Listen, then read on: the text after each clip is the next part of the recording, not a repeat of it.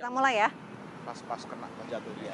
Anda kembali di Apa Kabar Indonesia Pagi, pemirsa. Sebelum saya lanjutkan pembicaraan saya bersama dengan Mas Geri, ini saya sudah hadirkan saksi mata di tempat kejadian perkara. Sudah ada Pak Eko di sebelah kiri saya. Selamat pagi, Pak Eko. Iya, selamat pagi sama-sama.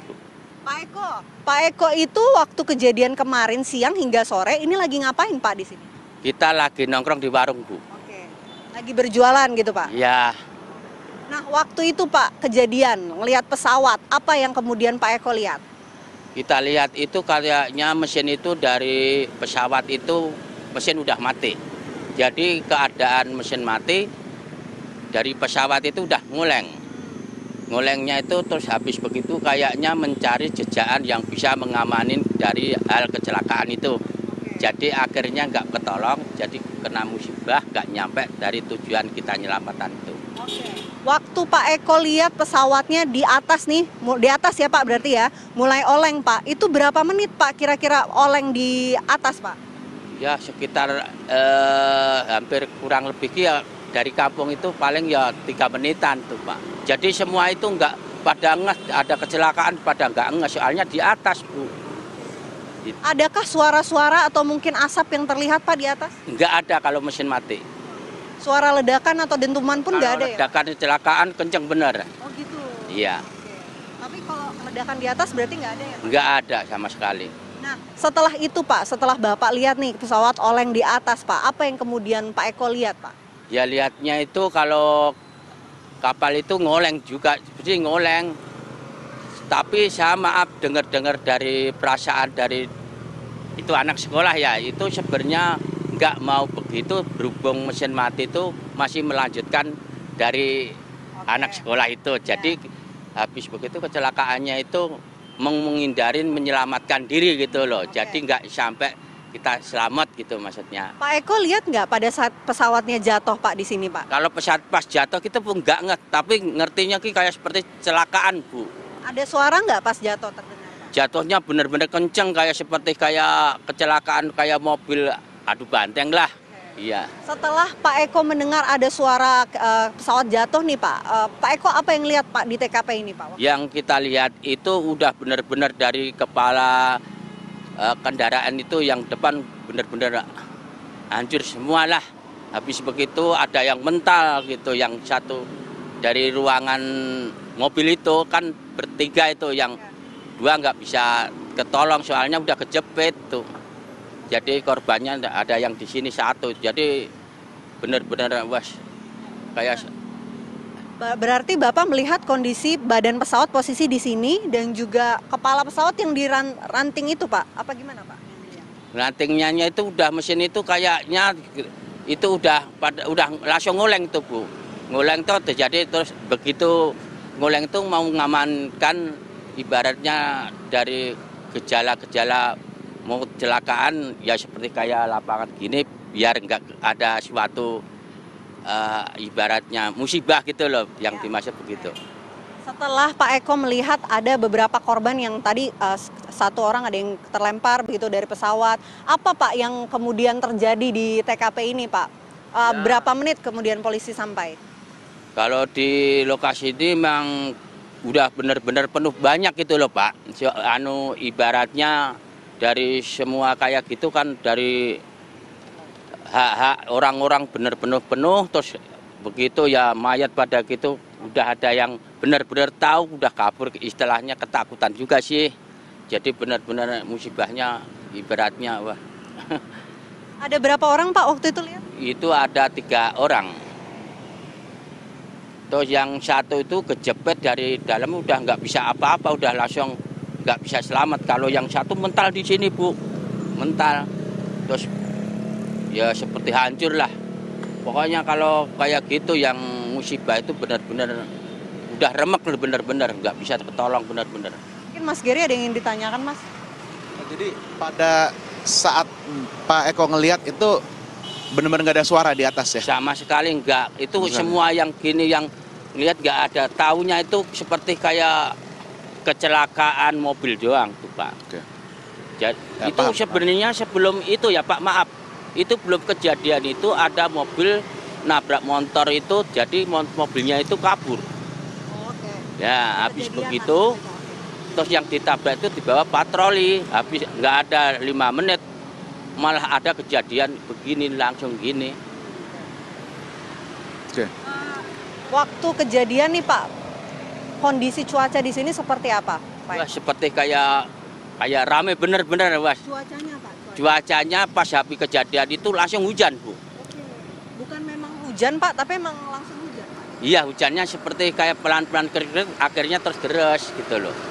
Oke. Jadi pada saat pesawat di atas itu nggak hujan ya? Enggak. Oke.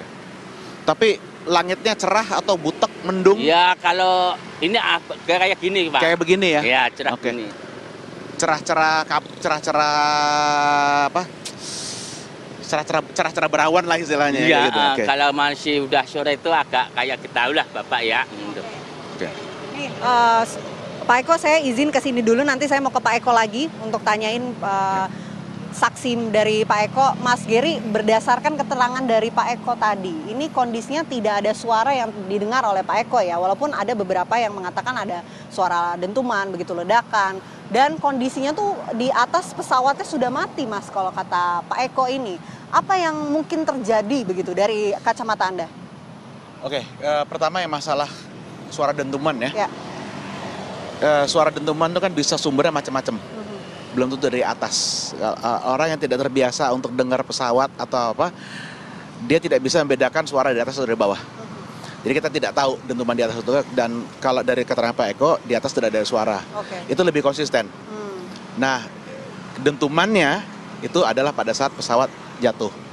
Dan memang kalau pesawat jatuh, suaranya memang kayak mirip dengan kecelakaan di jalan, mobil tabrakan seperti itu mirip lah ya. Jadi kalau kita lihat, ada kemungkinan memang pas pada saat kejadian mesinnya mati. Nah, kalau mesinnya mati, tidak ada tenaga, apa yang mereka cari? Pasti lapangan. Oke. Gitu. Kalau pesawat ringan akan cari lapangan. Nah, kebetulan pas di belakang gundukan ini ada lapangan. Dan itu lapangan ini bisa terlihat dari atas. Jadi kemungkinan besar pada saat mereka melihat merasakan ini mesinnya mati, nggak bisa kita nyalain lagi, cari emergency landing spot, tempat mendarat darurat, cari lapangan yang paling besar. Kemudian paling dekat kayaknya ini dari tempat mereka. Tapi kalau melihat paling dekatnya yang dipilih lapangan Sunburst ini begitu. Idealnya tuh seperti apa, Mas, untuk kemudian mencari posisi untuk mendarat darurat begitu? Ya tergantung dari ketinggian pada saat itu ya. Mungkin nanti kita tanya Pak Eko lagi, pada ketinggiannya berapa. Tapi kalau daerah sini, misalnya di daerah sini mereka cuma sekitar 300 meter sampai 400 meter di atas permukaan tanah. Jadi masih bisa kelihatan. Tetapi di ketinggian segitu itu tidak banyak ruang gerak buat pesawatnya untuk waktu untuk nyari di mana. Jadi mereka lihat, oke, ada lapangan situ, langsung ke situ aja. Oke, saya mau kembali ke Pak Eko lagi. Pak Eko, waktu lihat pesawat nih muter-muter di atas, Pak, katanya sudah mati pesawatnya. Ini jaraknya tuh kira-kira seberapa, Pak? Dekatkah dengan pohon yang ada di atas ini? Jaraknya itu hampir, kalau pohon itu sekitar hampir kurang lebih itu 200 meteran lah. 200 meter berarti dekat dengan pohon begitu, Pak? Iya, dari atas pohon lah gitu. Oke. Jadi kecelakaannya itu bukan karena langsung ngoleng dari pertama kecelakaan mesin mati. Jadi langsung seperti nyungsep gitu loh, Bu. Jadi memang posisinya pesawat tuh di atas sudah dekat ya, Pak, dengan posisi Bapak yang ada di bawah gitu, Pak? Langsung turun itu, Bu. Jadi kalau pas begitu, ya akhirnya saya juga lihat kondisi itu, dengar emang kayak seperti adu banteng lah, kayak kecelakaan mobil gitu. Oke. Mas Giri, berarti memang sesuai dengan prediksi ya, ini posisi dari pesawat itu ternyata cukup rendah begitu, berada di darat begitu. Itu yang menyebabkan pada akhirnya menabrak ranting dan melakukan pendaratan di sini begitu. Nah, jadi kalau dengan dari ketinggian 200-an meter dari permukaan tanah itu ruang geraknya nggak banyak kalau mesinnya mati. Mereka nggak punya banyak waktu. Mereka harus ambil keputusan yang cepat. Makanya tadi saya bilang, lapangan mana, ngeliat lapangan, udah ke situ aja. Cuman ya kembali lagi, sayangnya nggak nyampe. Oke, nah untuk proses investigasi Mas ini yang mungkin bisa didalami oleh pihak petugas KNKT dan lain sebagainya untuk bisa menemukan penyebab ini. Karena tadi kan tidak ada black box begitu ataupun recorder yang bisa mengetahui penyebab kejadian. Ini apa sebetulnya? Bagaimana tadi? Yang bisa kemudian untuk mengetahui penyebab? Ya, pasti salah itu adalah keterangan saksi. Oke. Nanti kan dikumpulin semua, dilihat mana yang masuk akal, mana yang tidak, mana yang konsisten, mana yang tidak. Baru mereka bikin dari situ mereka kemungkinan sebelum kejadian begini.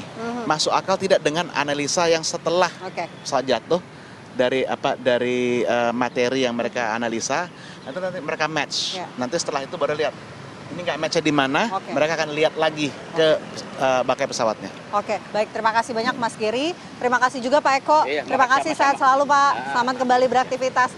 Ya, itu dia tadi pemirsa pembahasan saya bersama dengan saksi dan juga Mas Giri, pengamat penerbangan langsung dari tempat kejadian perkara. Saya kembalikan terlebih dahulu kepada Arif Fadil di studio.